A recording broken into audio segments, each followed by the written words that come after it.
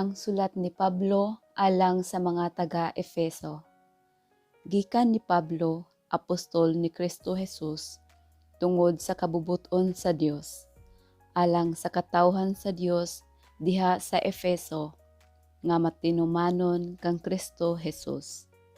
Ang Dios nga atong Amahan ug ang Ginoong Hesukristo maghatag kaninyo sa grasya ug kalinaw. Mga panalangin nga espirituhanon diha kang Kristo. Magpasalamat kita sa Dios ug Amahan sa atong Ginoong Hesukristo nga nagpanalangin kanato sa tanang espirituhanong gasa sa langit diha sa atong pagkahiusa kang Kristo.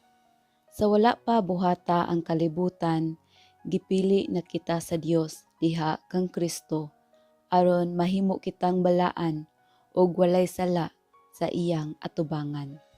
Tungod sa gugma, daan ang gitakda sa Dios nga himuon kitang iyang mga anak pinaagi kang Hesu Kristo. Mao kini ang iyang kagustuhan.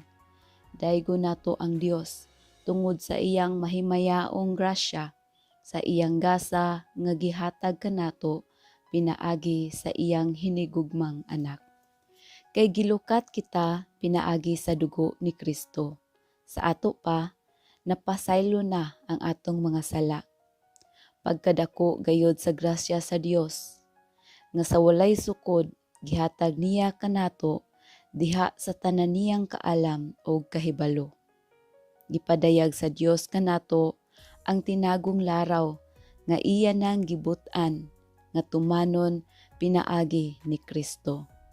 Tumanon sa Dios ang iyang laraw, inigabot na sa hustong panahon.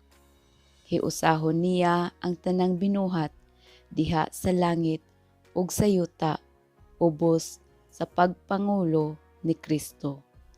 Ang tanang butang gibuhat sumala sa laraw ug pagbuot sa Dios, ug diha kang Kristo gipili kami sa Dios aron mahimong iyang katawhan sumala sa iyang tuyo sukad pa sa sinugdan. Og maoy pagbuot sa Dios nga kami nga maoy unang nagsalig kang Kristo magdayeg sa iyang himaya. Og mao usab kini ang midangat kaninyo. Sa pagkadungog ninyo sa matuod nga mensahe sa maayong balita nga naghatag kaninyo kaluwasan, mituo kamo kang Kristo. Busa gipatikan kamo sa Dios pinaagi sa paghatag kaninyo sa Espiritu Santo nga iyang gisaad. Timaan nga kamo iya na. Ang Espiritu mao ang pasalig nga madawat gayud nato ang gisaad sa Dios, hangtod nga madawat nato ang hingpit nga kagawasan. Daygon ta ang iyang himaya. Pag-ampo ni Pablo. Tungod niini, sukad nga nadungog ko ang mahitungod sa inyong pagtuo sa Ginoong Hesus ug sa inyong gugma sa tanang katawhan sa Dios. Wala ako'y hunong sa pagpasalamat sa Dios tungod kaninyo. Gihinumduman ko kamo sa akong mga pag-ampo ug naghangyo ako sa Dios sa atong Ginoong Hesukristo ang gamhanang Amahan nga hatagan unta kamo kaalam og pagsabot sa mga gipadayag aron kamo hingpit nga makaila kaniya. Naghangyo usab ako nga malamdagan unta ang inyong salabutan aron masayod kamo unsa ang paglaom nga alang niini gitawag kamo og aron masayran ninyo ang kadagaya sa mga panalangin nga gisaad niya sa iyang balaang katawhan. Giampo ko usab nga masayran ninyo ang kadako sa iyang gahom nga ania kanato nga nagtuo kaniya. Kining gahoma nga ania kanato mao ang iyang gigamit sa pagbanhaw o pagpalingkod kang Kristo sa iyang tuo didto sa langit. Didto naghari si Kristo labaw sa tanang mga hari o sa mga anaa sa gahom o sa mga namunuan ingon man sa mga pangulo. labaw gayud siya sa tanan, dili lamang niining panahona kundili sa umaabot usab. Gibutang sa Dios ang tanan ubos sa pagmando ni Kristo ug alang sa simbahan gihimo siyang pangulo nga labaw sa tanan. Ang simbahan mao ang lawas ni Kristo, ang kahingpitan niya nga mao ang naghingpit sa tanang butang. Efeso Kapitulo 2. Gikan sa kamatayon ngadto sa kinabuhi. Kaniadto patay kamo tungod sa inyong pagkadautan ug pagkamakasasala. Gisunod ninyo ang daotang pagkinabuhi sa kalibutan ug ang pangulo sa mga kagamhanan diha sa kawanangan. Ang espiritu nga maoy nagmando sa mga tawo nga misupil sa Dios. Kaniadto kitang tanan sama kanila nagkinabuhi sumala sa tawhanong kailibgon ug sa mga pangandoy sa atong lawas ug hunahuna. Busa tungod sa atong tawhanong kinaiya, gikaligot-gutan kita sa Dios sama sa tanang katawhan. Apan dako kaayo ang kaluoy ug gugma sa Dios alang kanato. Bisan gani nga kaniadto patay na kita sa espiritu tungod sa atong pagkadautan. Gibanhaw kita niya uban kang Kristo. Naluwas kamo tungod sa grasya sa Dios. Gibanhaw kita niya uban kang Kristo aron maghari uban kaniya didto sa kalangitan. Gibuhat kini sa Dios aron sa umaabot nga mga panahon ipakita niya ang naghingapin niyang grasya diha sa kaayo nga iyang gipakita kanato pinaagi kang Kristo Jesus. Kay pinaagi sa pagtuo naluwas kamo tungod sa grasya sa Dios. Dili kini inyong buhat kundili gasa sa Dios. Busa walay makapasigarbo niini sanglit dili man kini bunga sa inyong mga paningkamot. Mga binuhat kita sa Dios o gibuhat kita niya diha kang Kristo Jesus aron magbuhat kita sa maayo nga maoy iyang tuyo alang kanato. Nahiusa kita kang Kristo. Hinumdumi nga kaniadto kamong mga dili Hudiyo makasasala nga matud pa sa mga Hudiyo dili tinuli kay sila gud nga mga Hudiyo nag-ingon man nga sila tinuli nga sa ato pa gituli sa tawo. Kaniadto nahimulag kamo kang Kristo kay mga langyaw man kamo og dili sakop sa katawhan nga pinili sa Dios. Wala kamoy bahin sa mga kasabutan nga pinasikad sa mga saad sa Dios ngadto sa iyang katawhan. Nagkinabuhi kamo ni ining kalibutana nga walay paglaom ug walay Dios. Apan karon nahiusa na kamo kang Kristo Jesus. Kamo nga kaniadto layo sa Dios. Karon nahiduol na pinaagi sa dugo ni Kristo. Kay si Kristo gayod mao ang atong pakigdait. Gihimo niya ang mga Hudiyo ug ang mga dili Hudiyo nga usa na lamang kakatawhan. Pinaagi sa iyang kamatayon, giguba niya ang paril sa panagbingkil nga nag-ulang kanila. Gihimo niyang walay bili ang balaod sa mga Hudiyo, lakip ang mga kasuguan ug mga kalagdaan niini. Aron gikan sa duha ka kaliwatan, mahimo ang usa ka bag-ong katawhan ug sa ingon makab-ot ang pakigdait. Pinaagi sa iyang kamatayon sa krus, gihiusa kita niya diha sa usa ka lawas ug gipasiguli ngadto sa Dios ug sa ingon ni ana gitapos niya ang pagdinumtanay. Busa mianhi si Kristo ug gisangyaw ang maayong balita sa pakigdait alang sa tanan. Kaninyong mga dili Hudiyo nga kaniadto layo sa Dios ug sa mga Hudiyo nga duol kaniya. Pinaagi kang Kristo kitang tanan, Hudiyo ug dili Hudiyo, makaduol sa amahan diha sa usa ka espiritu. Busa kamong mga dili Hudiyo, dili na mga langyaw o mga dumudoong, kundili mga kauban na sa katawhan sa Dios o mga sakop na sa iyang banay.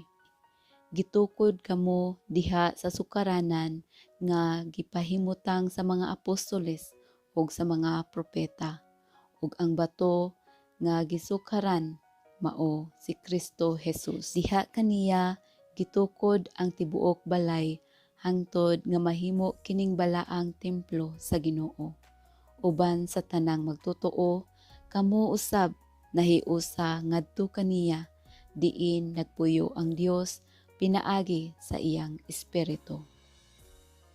Efeso Kapitulo 3. Ang buhat ni Pablo alang sa mga dili Hudiyo. Busa tungod niini ako si Pablo ang binilanggo ni Kristo Jesus tungod kaninyong mga dili Hudiyo nagampo sa Dios. Sa walay duha-duha nakadungog kamo nga ang Dios naghatag kanako niining buluhaton sa pagwali sa iyang grasya nga alang kaninyo. Gibutyag o gipadayag sa Dios kanako ang iyang tinago sumala sa gisulat ko na kaninyo sa daklit. Kung basahon ninyo ang akong nasulat, masayran ninyo ang akong pagsabot sa tinago ni Kristo. Kaniadto wala kini ibutyag ngadto sa mga tawo, apan karon gipadayag na kini sa Dios pinaagi sa espiritu ngadto sa iyang balaang mga apostoles ug mga propeta. Ang tinago mao nga pinaagi sa ebanghelyo ang mga dili Hudiyo sama sa mga Hudiyo makadawat usab sa mga panalangin sa Dios. Mga bahin sila sa usa lamang kalawas ug makaambit sa saad sa Dios diha kang Kristo Jesus. Gihimo ako nga sulugoon alang sa ebanghelyo tungod sa linain nga gasa sa Dios nga gihatag niya kanako pinaagi sa iyang gahom. Ako nga labing ubos sa tanang katawhan sa Dios, gihatagan sa Dios ni ining pribilehiyo sa pagsangyaw sa maayong balita mahitungod sa dili masukod nga bahandi ni Kristo ngadto sa mga dili Hudiyo ug sa pagpakita sa tanang tawo sa tinagong laraw sa Dios. Sa nangaging panahon gililong kini sa Dios nga maoy nagbuhat sa tanang butang aron pinaagi sa simbahan masayran karon sa mga pangulo o kagamhanan sa kalangitan ang kaalam sa Dios nga may nagkalain-laing pamaagi. Gihimo kini sa Dios subay sa iyang katuyuan sa tanang panahon nga gituman niya pinaagi kang Kristo Jesus nga atong Ginoo. Diha kaniya makabaton kitag kaisog og makaatubang na kita sa Dios pinaagi sa atong pagtuo kaniya. Busa hangyoon ko kamo ayaw wad-a ang inyong paglaom gumikan sa akong mga pag-antos tungod kaninyo kay kining tanan alang man sa inyong kaayuhan. Ang gugma ni Kristo. Busa tungod niini nagampo ako sa Amahan nga maoy naghatag sa matuod nga ngalan sa tanang kabanayan sa langit ug sa yuta. Naghangyo ako sa Dios nga tungod sa kadagaya sa iyang himaya, lig-unon niya ang iyong espirituhanong kinabuhi pinaagi sa iyang espiritu. Magpuyo unta si Kristo sa inyong kasing-kasing pinaagi sa inyong pagtuo aron mogamot ug malig-on ang inyong gugma ug uban sa tanang katawhan sa Dios makabaton kamo gahom sa pagsabot sa kalapad ug kataas sa kahabog ug kalawom sa gugma ni Kristo. Hinaot pa unta nga masayod kamo sa dili matugkad nga gugma ni Kristo ug sa ingon ni ana makinabuhi ninyo ang kinaiya sa Dios. Daygon ta ang Dios kansang gahom ania kanato ug maoy makahatag ug labaw pakay sa atong pangayoon o huna-hunaon. Daygon ta siya diha sa simbahan ug diha kang Kristo Jesus ngadto sa tanang kaliwatan hangtod sa kahangturan. Amen. Efeso Kapitulo 4. Awhag sa panaghiusa. Busa, ako nga binilanggo tungod kay nag-alagad sa Ginoo, mag-awhag kaninyo sa pagkinabuhi nga takos gayod ingon nga mga tinawag sa Dios. Pag mapaubsanon kamo, pag maaghok o pag mapailubon kanunay, ipakita ang inyong gugma sa usag-usa, pinaagi sa pagtinabangay, paningkamote, aron mutunhay ang inyong panaghiusa nga hinatag sa espiritu diha sa panagdait nga nagbugkos kaninyo. May usa lamang kalawas ug usa ka espiritu, ingon nga may usa lamang kapaglaom ug alang niini gitawag kamo sa Dios.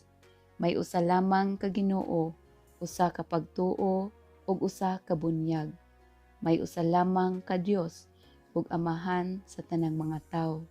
Siya mao ang labaw sa tanan ug nagbuhat pinaagi sa tanan ug anaa sa tanan. Ang matag usa kanato gihatagan og gasa sumala sa kabubot-on ni Kristo. Kay nag-ingon ang kasulatan, sa pagkayab niya ngadto sa kahitasan, nagdala siyag daghang mga bihag o gihatagan niyag mga gasa ang mga tawo. Unsa may gipasabot sa giingong pagkayab niya. Nagpasabot kini nga mikunsad una siya ngadto sa kahiladman sa yuta.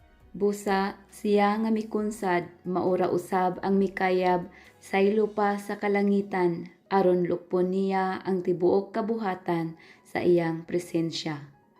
Ang mga gasa niya mao nga ang uban iyang gihimong mga apostoles, ang uban mga propeta, ang uban mga tigsangyaw sa maayong balita, ang uban mga pastor ug mga magtutudlo. Gihimo niya kini aron sa pag-andam sa tibuok katawhan sa Dios alang sa buluhaton sa Kristohanong pag-alagad aron mutubo ang lawas ni Kristo hangtod magkahiusa kitang tanan diha sa pagtuo ug sa atong kahibalo mahitungod sa anak sa Dios. Unya mahingkod kita sama sa kahingkod ni Kristo. Dili na unya kita sama sa mga bata nga maanod-anod sa mga balod o mapadpad ngadto nganhi sa nagbalibali nga hangin sa pagtulunan sa malimbungong mga tawo nga magpasalaag sa uban pinaagi sa mga tanghaga nga ilang binuhat. Kinahanglan hinuong mutubo kita sa tanang paagi ngadto kang Kristo nga mao ang ulo pinaagi sa pagsulti sa kamatuoran uban ang gugma. Diha kang Kristo magkahaom ang tanang mga bahin sa lawas ug magkadugtong ang tibok lawas pinaagi sa tagsa-tagsa kalutahan niini. Busa kun mulihok ang tagsa-tagsa ka bahin sumala sa katungdanan niini, ang tibuok lawas mutubo ug mulig-on sa iyang kaugalingon pinaagi sa gugma. Ang bag-ong kinabuhi diha kang Kristo. Busa sa ngalan sa Ginoo awhagon ko kamo nga dili magkinabuhi sama sa mga dili magtotoo, kansang mga huna-huna walay hinungdan, ug kansang kaisipan anaa sa kangitngit. Nahimulag sila sa kinabuhi nga gihatag sa Dios, kay wala man sila mahibalo niini tungod kay wala man sila mamati. Nawad-an na sila sa kaulaw, nagpatuyang na lang sila sa bisyo ug nagbuhat sa tanang kalaw-ayan. Apan dili kini mao ang inyong nakatunan kang Kristo. Sa walay duha-duha, nakadungog kamo mahitungod kaniya o gitudluan diha sa iyang mga pagtulunan kay ang kamatuoran anaa man ni Jesus. Busa, ukasan ninyo ang daang pagkatao nga maoy hinungdan sa inyong daotang kinabuhi kaniadto. Ang maong kinabuhi nag-anam kang ngilad tungod sa malimbungong mga kailibgon niini. Kinahanglang bag-uhon gayud ninyo ang inyong mga kasing-kasing ug huna-huna. Isulob ninyo ang bag-ong pagkatao nga gibuhat sa Dios sama sa iyang dagway nga makita diha sa matuod nga kinabuhing matarong og balaan. Busa ayaw na kamo pamakak, isulti ninyo ang tinuod ngadto sa inyong isigkataw kay kitang tanan bahin man sa lawas ni Kristo. Kung masuko kamo, bantayi nga dili kamo makasala og ayaw palungtara ang inyong kasuko sa tibuok adlaw. Ayaw hatagig higayon ang yawa. Ang kawatan kinahanglan dili na mangawat, kundili magtrabaho na, manginabuhi sa matarong nga paagi aron makatabang usab sa mga kabus. Ayaw kamo pagamit og daotang mga pulong, kundili ang makatabang lamang og makaayo sa mamati kaninyo. Og ayaw ninyo pasub-a ang Espiritu Santo sa Dios, kay ang Espiritu mao ang patik sa Dios diha kaninyo alang unya sa adlaw nga luwason kamo sa Dios. Biyain ninyo ang tanang kayugot, kapungot ug kasuko. Ayaw na kamo pagsiningkahay ug pag-ininsultuhay. Hikalimti ang bisan unsang kaligot-got. Pagkaluy-anay hinuon kamo og pagbaton sa malumong kasing-kasing alang sa usag-usa ug pag pinasayloay kamo ingon nga gipasaylo kamo sa Dios diha kang Kristo. Efeso Kapitulo 5. Ang pagkinabuhi diha sa kahayag. Sanglit kamo minahalman nga mga anak sa Dios, paningkamot gayud kamo nga mahisama kaniya.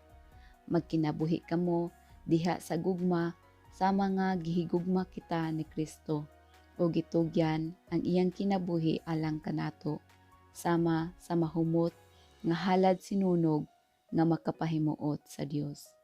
Sanglit kamo katawhan man sa Dios, dili maayong igdungog nga dunay sa lawayong pagpakighilawas o kahugawan o kahakog diha kaninyo. Ayaw kamo paggamit sa mga pulong nga malaway, binuang o mahugawng tiaw.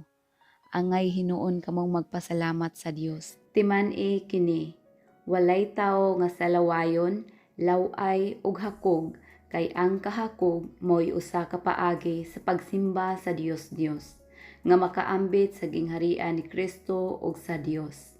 Ayaw kamo patunto kang bisan kinsa pinaagi sa mga pulo nga binuang, kay tungod niini mahiagom sa kapungot sa Dios ang musupil kaniya. Busa, likayi gayud ninyo kining mga tawhana. Kaniadto dulom ang inyong kinabuhi.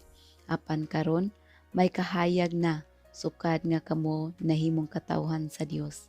Busa kinahanglan nga magkinabuhi kamo ingon nga mga tao nga iya sa kahayag, kay ang bunga sa kahayag mao ang kaayo, katarong ug kamatuoran.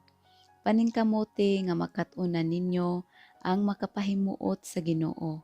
Ayaw kamo pag-apil-apil sa mga daotang buhat nga iya sa kangit-ngit. Hinuon ibutyag kini kay makauulaw bisan gani ang paghisgot sa mga butang nga gibuhat nila sa tago. Ug kun ipadayag na ngadto sa kahayag ang tanang mga butang, makita ang matuod nga kinaiya niini, kay ang tanang madayag mahimong kahayag. Busa giingon, pagmata na hingatulgon, bangon gikan sa mga patay, ug hatagan ka ni Kristo ug kahayag. Busa pagmatngon kamo pag-ayo sa inyong pagkinabuhi. Ayaw kamo pagkinabuhi sama sa mga walay alamag, kundili sama sa mga maalam. Ayuha paggamit ang inyong panahon kay dautan kining mga adlawa. Busa ayaw kamo pagpakabuang. Paningkamuti hinuon nga masabtan ninyo ang kabubuton sa Ginoo. Ayaw kamo paghubog-hubog kay makadaot lamang kini kaninyo. Tinguhaa hinuon ninyo nga mapuno kamo sa Espiritu ug sa inyong pagsultianay gamitan ninyo ang mga salmo, mga himno ug mga balaang awit. Awiti ug daygan ninyo ang Ginoo sa kinasing-kasing gayod. Sa ngalan sa atong Ginoong Hesukristo, pasalamatin ninyo kanunay ang Dios nga Amahan tungod sa tanang butang. Mga asawa ug mga bana, tungod kang Kristo pag tinahuray kamo. Mga asawa, tahura og sundan ninyo ang inyong bana, sama nga nagtahod og nagsunod kamo sa Ginoo. Kay ang bana mao ang ulo sa iyang asawa, ingon nga si Kristo mao'y ulo sa simbahan, ug si Kristo mismo mao ang manluluwas sa simbahan nga mao ang iyang lawas. Busa, kinahanglan mutahod ug mosunod ang mga asawa sa ilang bana, ingon nga ang simbahan nagtahod ug nagsunod kang Kristo. Mga bana, higugmaa ang inyong asawa, ingon nga gihigugma ni Kristo ang simbahan o gitugyan ang iyang kinabuhi alang niini. Gihimo niya kini aron sa paghalad sa simbahan ngadto sa Dios, human niya kini hugasi sa tubig uban sa pulong. Sa ingon niini ikatugyan niya ang simbahan alang kaniya mismo, diha sa bug-os niyang kaanyag, putli ug walay ikasaway, walay buling o kunot o bisan unsang apan. Kinahanglan nga ang mga bana mahigugma sa ilang asawa, ingon nga nahigugma sila sa ilang kaugalingong lawas. Ang bana nga nahigugma sa iyang asawa, nahigugma sa iyang kaugalingon. Walay tao nga nasilag sa kaugalingon niyang lawas. Pakanon hinuon niya kini og panggaon sama sa gibuhat ni Kristo sa simbahan, kay mga bahin man kita sa iyang lawas. Sumala sa giingon sa kasulatan, tungod niini ang lalaki mobiya sa iyang amahan ug inahan ug mutipon sa iyang asawa ug silang duha mahimong usa. May dakong kahulugan kining bahina sa kasulatan ug sa akong hunahuna nagpasabot kini kang Kristo ug sa simbahan. Apan alang usab kini kaninyo, kinahanglan ang bana mahigugma sa iyang asawa sama sa iyang kaugalingon ug ang asawa usab kinahanglan magtahod sa iyang bana. Efeso Kapitulo 6. Mga anak ug mga ginikanan. Mga anak, sanglit mga Kristohanon man kamo, sundan ninyo ang inyong mga ginikanan, kay mao kini ang husto. Ang unang sugo nga dunay saad mao kini. Tahura ang imong amahan ug inahan, ug kini ang saad, aron ka mabulahan ug mutaas ang imong kinabuhi dinhi sa kalibutan. Mga ginikanan, ayaw pasuk-a ang inyong mga anak.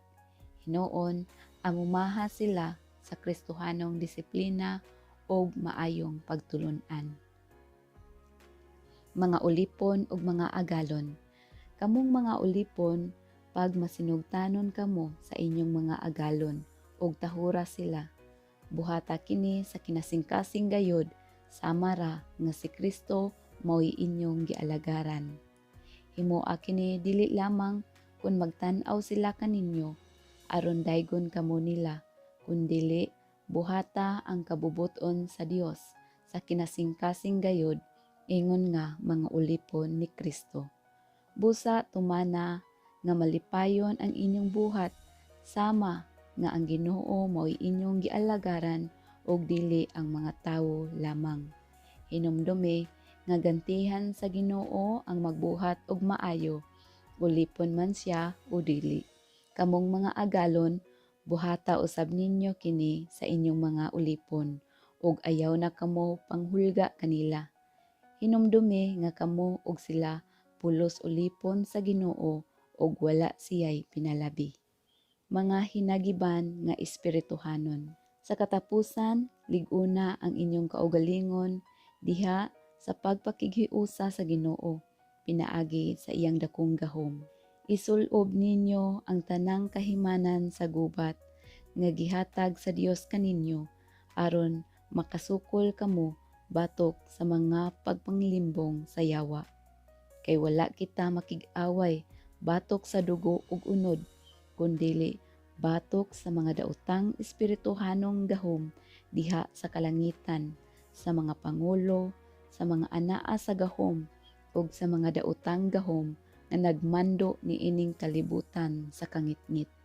Busa, dad-a ang tanang kahimanan sa gubat nga gikan sa Dios, og inigabot unya sa daotang adlaw makasukol kamo sa inyong kaaway sa walay pagsibog o pag-undang hangtod sa katapusan. Busa, pangandam kamo, gamita ang kamatuoran ingon nga bakos, ang pagkamatarong ingon nga salipod sa inyong dughan, ug ang kadasig sa pagsangyaw sa maayong balita sa pakigdait ingon nga inyong sapatos. Dad-a kanunay ang inyong taming nga mao ang inyong pagtuo, kay pinaagi niini makapalong kamo sa tanang nagsiga nga ipana kaninyo sa yawa. Og ikalo ninyo ang kaluwasan, ingon nga panalipod sa ulo, o gamita ang pulong sa Dios nga gihatag kaninyo sa espiritu, ingon nga espada. Buhata kining tanan diha sa pag-ampo ug pangayo kamo kanunay pinaagi sa espiritu. Tungod niini pagbantay kamo og lahutay gayud. Pag-ampo kanunay alang sa tibok balaang katawhan sa Dios ug alang usab kanako aron ang Dios maghatag kanakog mensahe sa akong pagwali ug aron sa walay ko kahadlok makasulti ako sa tinago sa maayong balita. Tungod niini nahimo akong pinadala bisan ania ako karon sa bilangguan. Busa pag-ampo kamo nga magmaisog ako sa pagwali niini kay gikinahanglan gayud kini. Panamilit. Si Tikiko minahal nga igsuon ug buotang sulugoon sa buluhaton sa Ginoo. Maoy magbalita kaninyo sa tanan gayud mahitungod kanako aron masayod kamo sa akong kahimtang. Gipadala ko siya nganha kaninyo aron balitaan kamo mahitungod kanamong tanan diri ug sa ingon madasig kamo. Ang Dios nga Amahan ug ang Ginoong Hesukristo maghatag sa kalinaw ug gugma uban sa pagtuo ngadto sa tanang kaigsuonan. Ang grasya sa Dios maanaa sa tanan nga nahigugma sa atong Ginoong Hesukristo sa gugma nga walay paglubad.